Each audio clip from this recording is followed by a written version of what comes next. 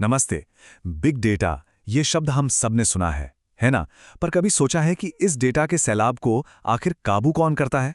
तो चलिए आज बात करते हैं अपाचे हडूप की। ये वो तकनीक है जो इस पूरी डेटा क्रांति के दिल में है, और हम देखेंगे कि ये इतने बड़े डेटा के महासागर को आखिर संभालता कैसे है। तो सबसे पहले एक सवाल, क्या होता है जब डेटा इतना ज्यादा हो जाता है, इतना ज्यादा कि उसे संभालना ही मुश्किल हो जाए? मतलब जब हमारे सबसे पावरफुल कंप्यूटर्स भी जवाब दे दें, तब क्या? ये आज की दुनिया में बिजनेस और टेक्नोलॉजी के लिए एक बहुत बहुत बड़ी चुनौती है। इस प्रॉब्लम को समझने के लिए एक मिसाल लेते हैं।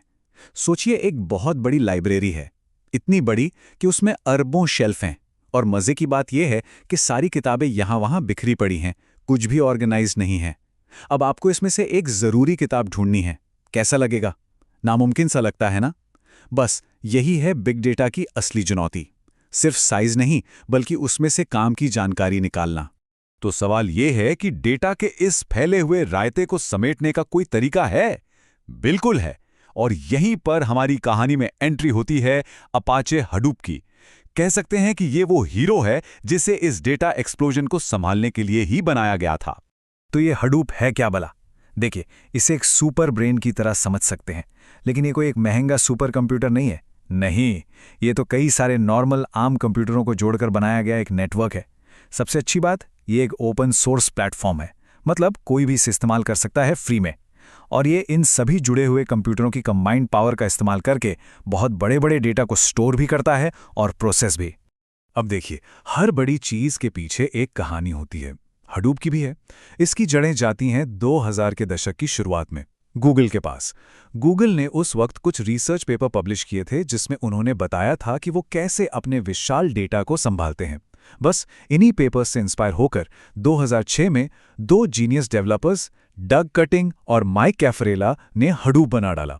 और उसके बाद जो हुआ वो तो हम सब जानते हैं, वो इतिहास है।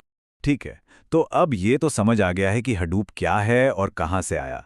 लेकिन असली सवाल तो ये है कि ये काम कैसे करता है, ये अपना जादू चलाता कैसे है। चलिए अब थोड़ा अंदर झांकते हैं और इसके इंजन को समझते हैं। इसे समझने का सबसे अच्छा तरीका जानते हैं क्या है? इसे एक बहुत ही कोऑर्डिनेटेड टीम की तरह सोचिए।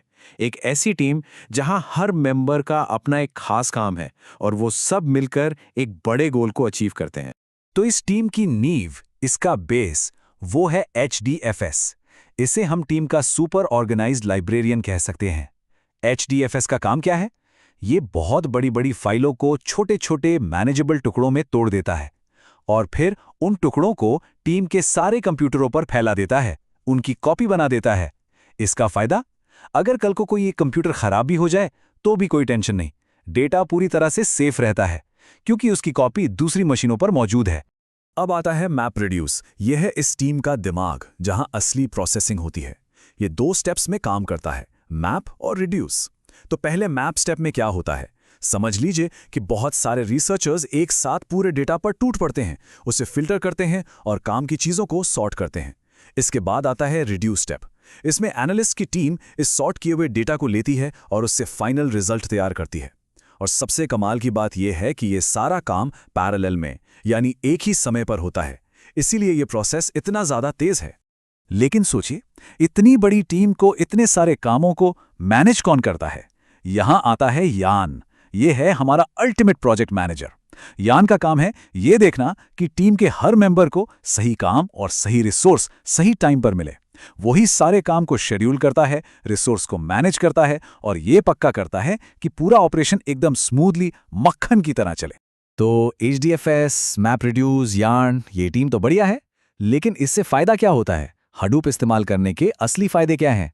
चलिए इसकी 4 सबसे बड़ी सुपर पावर्स पर नजर डालते हैं। सबसे पहला फायदा है स्केलेबिलिटी।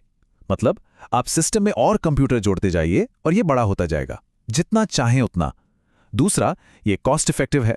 कोई महंगे स्पेशल कंप्यूटर नहीं चाहिए, बस नॉर्मल हार्डवेयर से काम चल जाता है। तीसरा है फॉल्ट टॉलरेंस।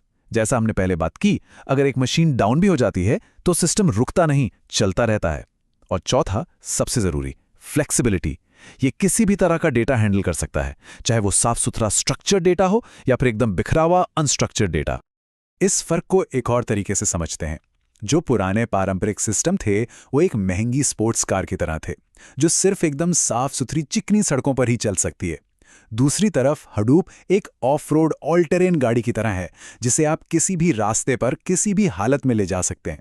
ये हर तरह का डेटा, चाहे वो कैसा भी हो, सस्ते नॉर्मल हार्डवेयर पर प्रोसेस कर सकता है। और बस यही बात इसे इतना क्रांतिकारी बनाती है।